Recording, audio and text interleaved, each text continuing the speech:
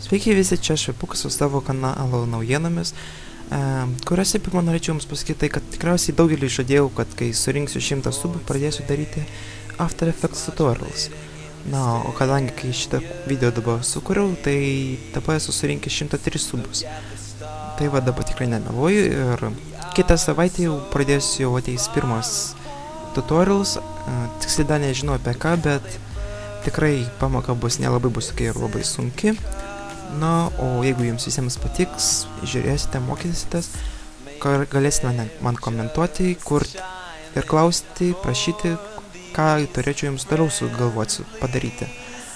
Na, o jeigu klausite tikriausiai, kad kiek čia darysiu, tai tikrai aš trumpai čia neužsiiminėsiu.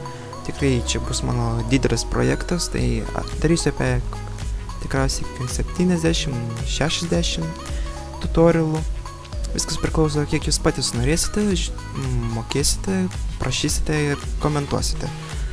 Na, o antra žinia, kas tikriausiai yra, tiesiog man svarbu, tai kad aš sukūriau 2 kanalus, na, o tikriausiai jūs esate jau visi matę, tai yra vienas Vipux L2 ir Vipux NG, kitaip sakant, išvertus iš anglų kalbos sutrumpinimo į angliškai.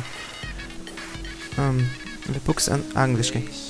Tai vat, tikriausiai pirmas klausimas, kodėl jūs klausite, kodėl aš sukūriau du kanalus. Na, o pirmas dalykas yra tai, kad ant Vipux L2 aš žadu daryti daug komentarų lietuviškai, tutorials, taipogi ir gameplay su savo draugais.